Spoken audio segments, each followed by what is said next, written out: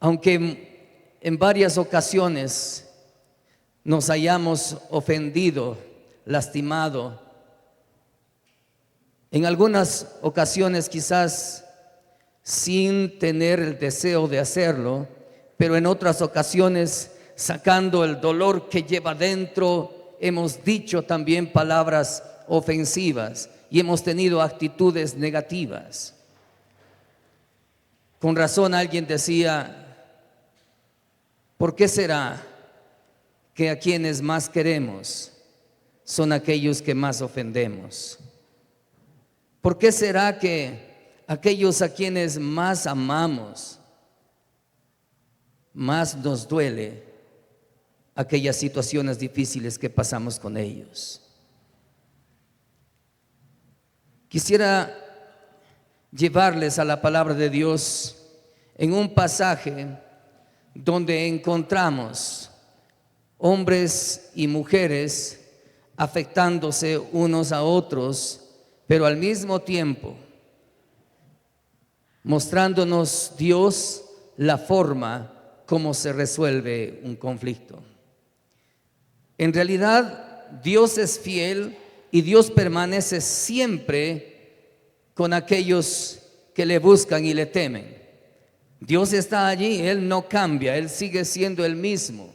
Quizás nosotros como seres humanos nos equivocamos, le ignoramos, dejamos de creer, menguamos nuestra fe, dejamos de buscarle, dejamos de orar, dejamos de leer la palabra de Dios, y por la cantidad de dificultades que experimentamos en algunas ocasiones hasta decimos: no va más, creo que el cristianismo no es para mí.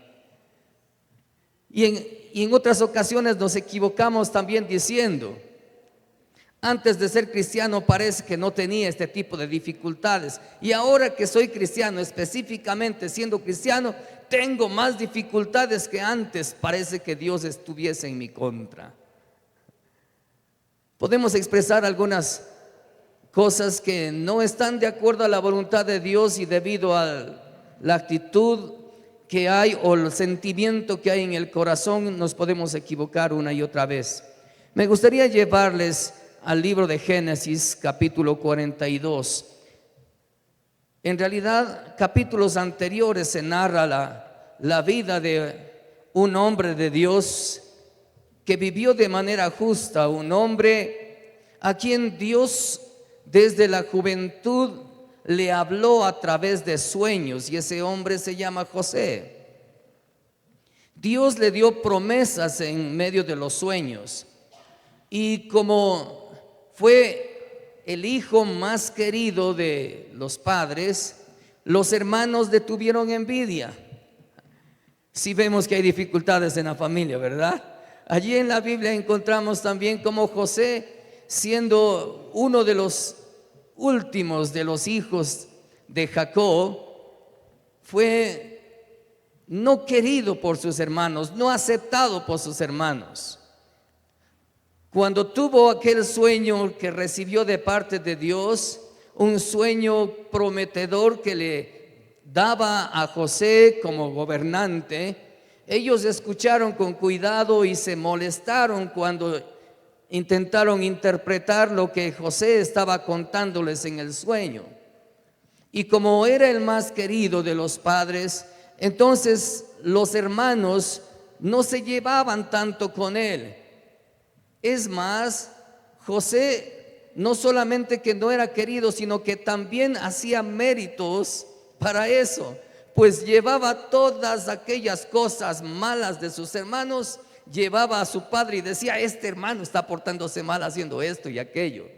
Entonces, de esa manera, aún los hermanos le menospreciaban más todavía. Llegó al punto en que ellos, cansados de la actitud o del cariño de los padres sobre José, decidieron en algún momento matarle. ¿Cómo puede haber situaciones así en la familia, verdad? No es nuevo.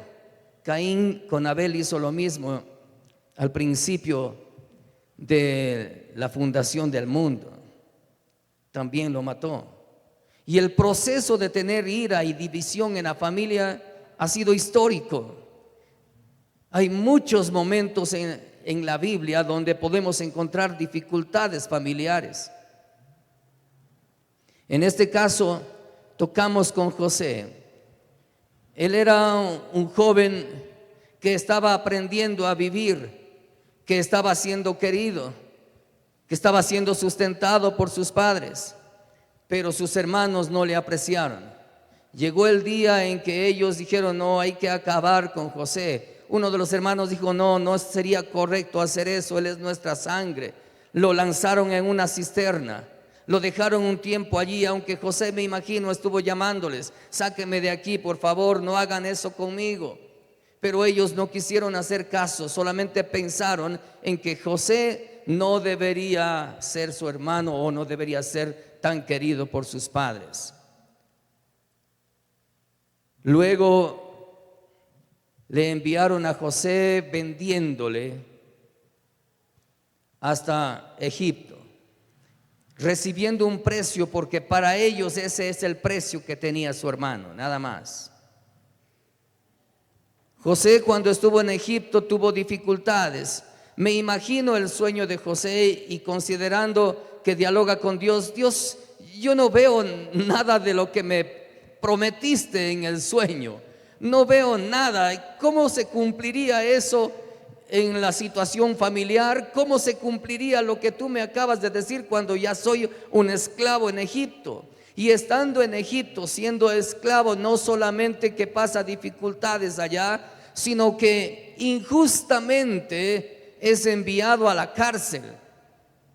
Y estando en la cárcel, la gracia de Dios estuvo con él todo el tiempo, el favor de Dios estuvo con él todo el tiempo. Pero estando en la cárcel, ¿cómo José podría ver que Dios estaba con él en ese momento?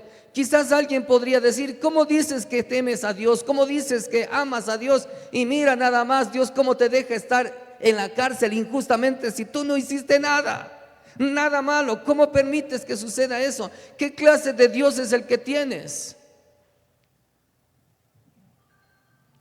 Y allí estaba José en Egipto, pasando procesos de manera injusta.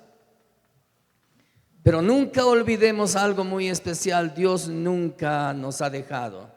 Dios promete por medio del profeta Isaías: nunca te dejaré, nunca te desampararé, siempre te sustentaré con la diestra de mi justicia.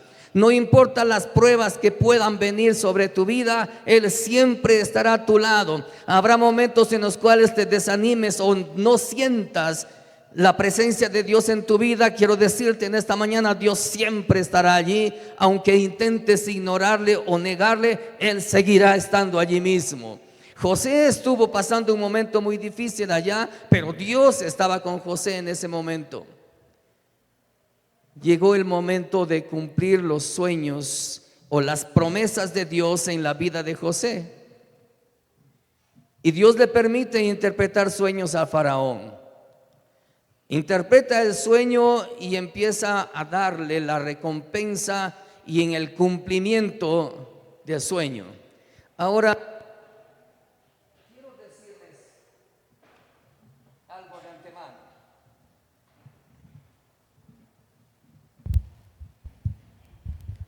Quiero comunicarles algo de antemano. No importa cuánto sea la dimensión de la prueba que experimentes,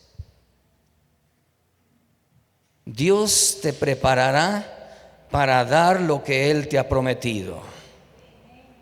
No importa cuánto estés pasando el día de hoy, que mañana Dios te llevará a lo que Él ha prometido. Quizás puedas estar pasando momentos difíciles donde no encuentres el favor de Dios en lo que estás experimentando ahora.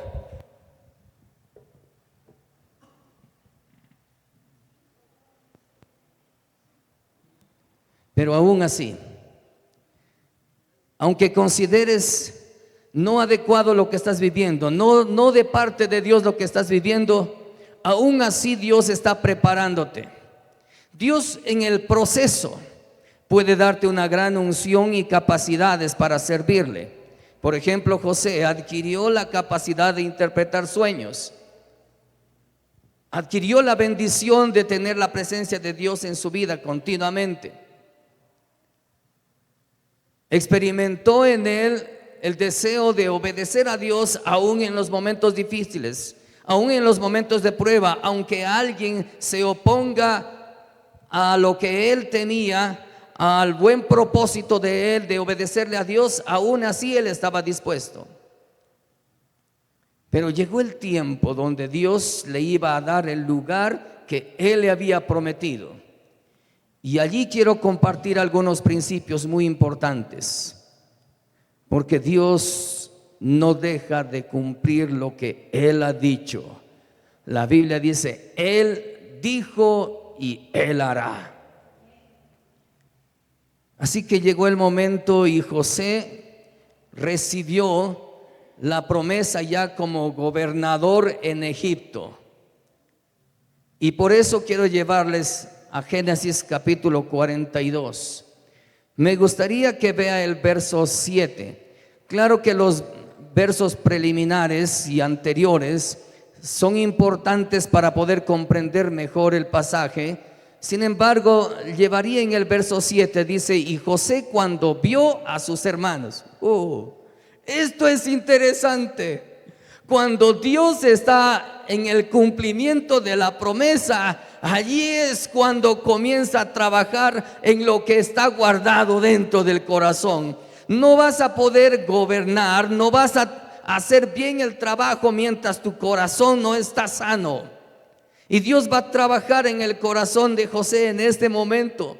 Dios trabajó ya años atrás acompañándole, bendiciéndole, fortaleciéndole, estando con él todo el proceso, pero ahora va a ser gobernador, ahora va a ser el segundo en Egipto, y para eso, para que vaya bien el proceso, Dios va a trabajar en el corazón de él.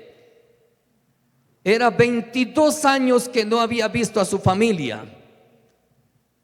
Él salió hasta Egipto de 17 años. ¿Qué le hace pensar en ese momento? ¿Cuánto tiempo estuvo lejos de su familia y cuánto tiempo estuvo con su familia? Hay variedad, ¿no es cierto? Es decir, menos tiempo estuvo con su familia que lejos de su familia. Y voy a tocar esto después en un momentito. José, cuando vio a sus hermanos, los conoció, mas hizo como que no les conocía. Observe una vez más la parte del pasaje. Mas hizo como que no les conocía. ¿Ha sentido alguna vez que cuando usted tiene dolor en su corazón o resentimiento con alguien, ve a esa persona pero mira la cabeza porque no quiere mirarle? ¿Sucede o no sucede eso? Cuando está dolido el corazón y cuando está afectado el corazón, no quiere usted tocar el tema con la persona a quien le ofendió. De pronto él observa, pero hace como que no les conozca. Si les he visto, no les conozco. Más tiempo estoy aquí en Egipto que allá con mi familia. ¿Ha pensado alguna vez como aquellos jóvenes que se resienten con la familia buscan más a los amigos para estar fuera de casa que con la misma familia?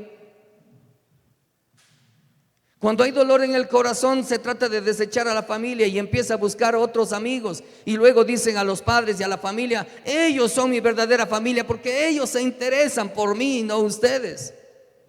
¿Sucede o no sucede eso en algunos casos? Vemos aquí con José. Ve a los 22 años, mira a los hermanos.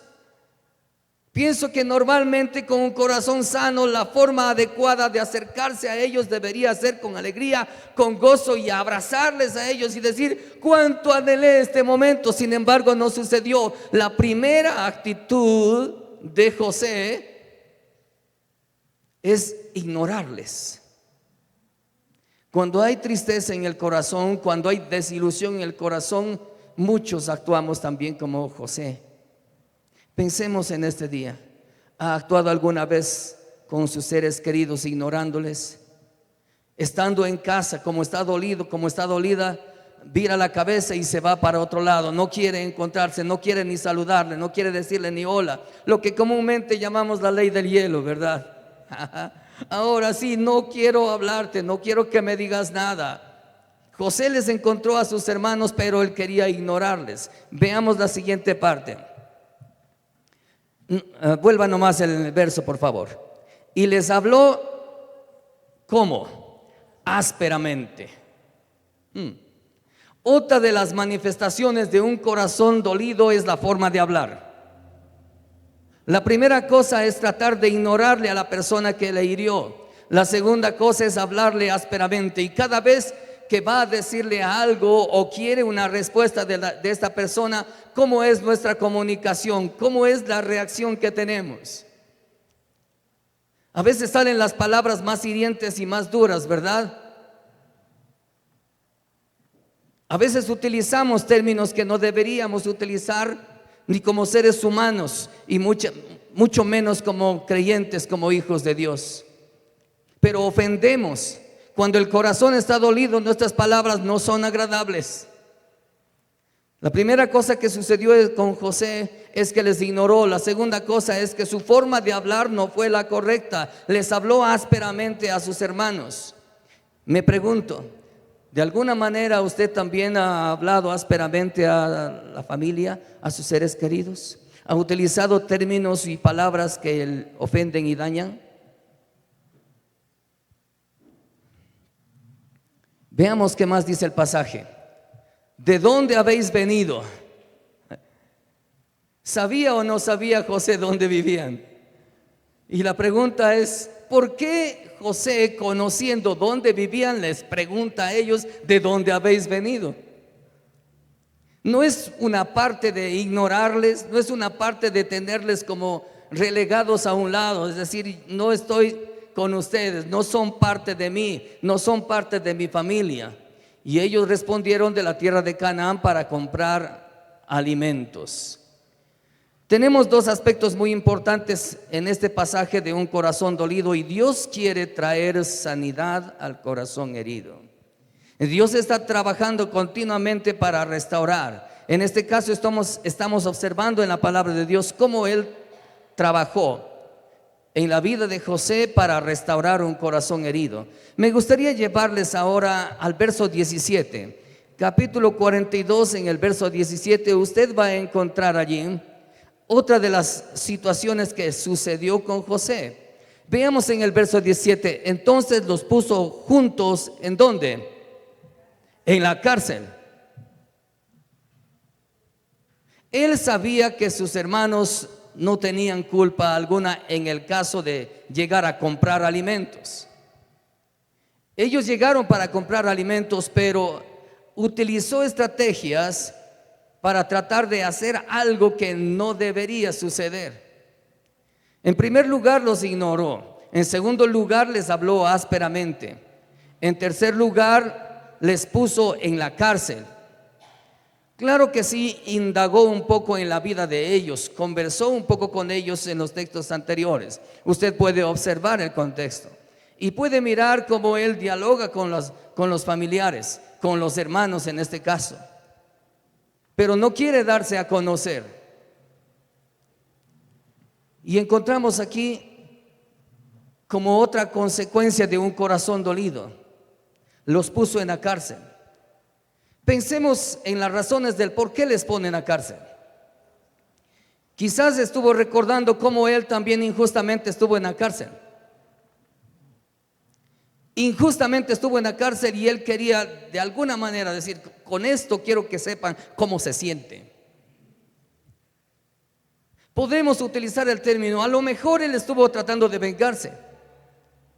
O podríamos utilizar también otra forma de explicar, a lo mejor él estaba buscando justicia para con los hermanos. Porque una cosa es lo que él experimentó y quería que ellos también experimenten, utilizando el término de la venganza. Pero si también pensamos que José no, entre comillas, no era tan malo, pensaba lo justo para los hermanos, él pensaba entonces que deberían experimentar lo que él también experimentó. Él estuvo en la cárcel injustamente, así que ellos también deben experimentar la cárcel. ¿Y qué significa estar en la cárcel? Pensemos un momento. ¿Qué pierde un ser humano cuando está en la cárcel? Todos los beneficios de ciudadanía o de ser ciudadano. Está encerrado.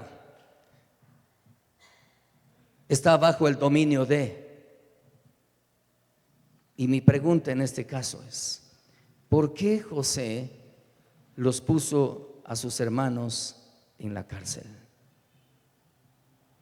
¿Qué realmente quería demostrar José? Les dije hace un momento, quizás alguien podría estar en la cima, pudo haber estudiado, pudo haber tenido dones espirituales, capacidades dadas por Dios, el don de interpretar sueños, estando ya en la cima y parece que todo ya va a mejorar porque el tiempo de la prueba está pasando. Dios va a trabajar en el corazón. Me viene a la mente en este momento el pasaje cuando el Señor Jesucristo está caminando desde Jerusalén y quiere pasar hasta Nazaret, pero tiene que pasar por Samaria. Y en Samaria hay una mujer que no quiere encontrarse con nadie, que está ignorando a todos, que no quiere saber de la gente. Normalmente las mujeres llevan el agua del pozo a las 6 de la mañana, pero esta mujer, como no quiere encontrarse con nadie, viene al mediodía para llevar agua del pozo porque sabe que nadie va a estar en ese momento allí, pero Jesús sabe que esa mujer hace esa actividad. Y Jesús tiene el deseo de arrancar lo que hay en el corazón de aquella mujer guardado y no le permite ser libre. Llega al pozo allí en Sicar, llega a ese lugar y le dice: mujer, dame de beber. A la mujer samaritana. La mujer samaritana dice: ¿cómo tú, siendo judío, le pides de beber a alguien que es samaritano? Porque judíos y samaritanos no se tratan entre sí. En realidad, en el Señor Jesucristo no hay el problema ni de racismo, ni de clasismo, ni de problemas espirituales para dejarle a un lado a aquella mujer, sino más bien tiene el buen deseo de sacar lo que hay en el corazón de ella para que sea libre. Ella no quiere relacionarse con nadie, y luego de este aspecto voy a mostrarles la conclusión en ella. Mientras ella no quiere relacionarse con nadie, llega el Señor Jesucristo y le hace una petición y dice: ve y trae a tu marido. Y la mujer quiere mentirle al Señor Jesucristo: no, yo no tengo marido. Y Jesús dice: bien has dicho, no tengo marido, porque 5 maridos has tenido, y el que ahora tienes tampoco es tu marido. Luego le habla de la situación que hay en el corazón de ella, le habla de la adoración, del lugar de adoración y algunos aspectos más le habla. Y luego dice: me parece que tú eres profeta, dice ella. Nosotros esperamos al Mesías. Y él le ofrece agua que nunca más vuelva a tener sed. Y ella dice: dame esa agua. El Señor Jesucristo trata en la condición de su corazón. Mientras que al principio ella no quiere saber de relacionarse con otras personas, ahora toma el camino y se va al pueblo y se relaciona con todas las personas. Qué fruto, ¿verdad? Qué diferente cuando alguien ha sido tratado en el corazón. Qué diferente la actitud, y ella comienza a comunicar con los demás: parece que me he encontrado con el Mesías, parece que he encontrado al Salvador, parece que el Mesías está acá, vengan y vean. Mientras al principio ella no quiere relacionarse, ahora, sanando su corazón, corre para decir: me he encontrado con el Mesías. Qué diferencia, ¿verdad? La actitud de una persona que ha sido sanada. Luego que regresa con toda la gente del pueblo, ellos dicen: ya nosotros no creemos solamente por lo que tú has dicho, sino que nosotros mismos hemos escuchado y hemos visto que Él es el Mesías. Asimismo, vamos una vez más a nuestro pasaje con José.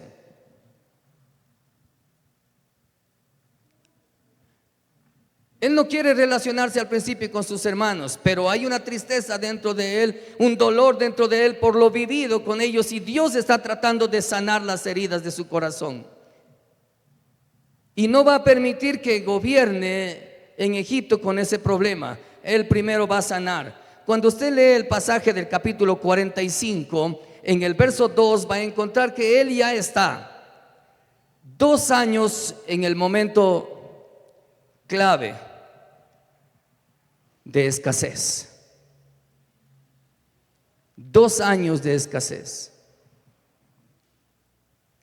Y mientras usted sigue leyendo el pasaje, en el capítulo 45 vamos a encontrar un proceso de restauración.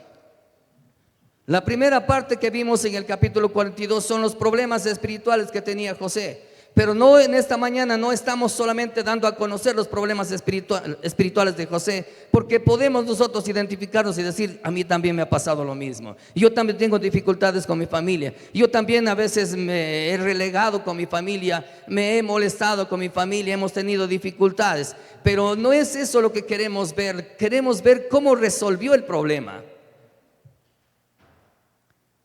Y vamos a trabajar en esta mañana entonces cómo resolver el problema para sanar el corazón. La primera cosa que encontramos allí: entonces se dio a llorar a gritos, y oyeron los egipcios, y oyó también la casa del faraón. Ahora volvemos un poco a nuestro contexto, y la primera cosa que va a hacer José es a confrontarles. Él va a confrontar a sus hermanos. Él va a decirles: yo soy José y ustedes hicieron esto conmigo. El camino para la sanidad del corazón es la aceptación del problema. El segundo punto muy importante es la confrontación del problema. Huyendo no ganamos nada, y aquí va un principio. Quizás algunos puedan decir: ya el tiempo sanará las heridas, ya el tiempo ha de ayudar a que cambie la situación. El tiempo no sana nada, lo posterga todo. El tiempo no tiene capacidad de sanar. Para José habían pasado 22 años. Me pregunto, ¿ya había sanado? Para nada. En el pasaje usted lee que José lloró, y lloró a gritos. Yo me pregunto, ¿qué tipo de lloro era lo que sucedió con José? Quisiera traerles a reflexión esto. José lloró cuando entró a la cárcel. ¿Dice la Biblia que lloró cuando entró a la cárcel? No. José lloró cuando los hermanos le vendieron. ¿Dice la Biblia que lloró cuando le vendieron? José lloró cuando le acusó la esposa de Potifar para enviarle a la cárcel. No. Entonces no es un lloro específicamente de dolor o de tristeza, sino de comienzo de la sanidad. José comienza a sanar su corazón de aquí en adelante. Quizás usted comience a tener buena comunión con Dios, y al tener buena comunión con Dios va a valorar lo que Dios ha hecho con usted, y va a empezar a decirle: gracias, Señor, por todo lo que has hecho conmigo. Aunque antes no veía lo que tú has hecho, ahora puedo ver y experimentar lo que tú has hecho conmigo y valorar lo que tú hiciste, Señor, y por eso te agradezco. Y a lo mejor podrá decirle gracias con llanto.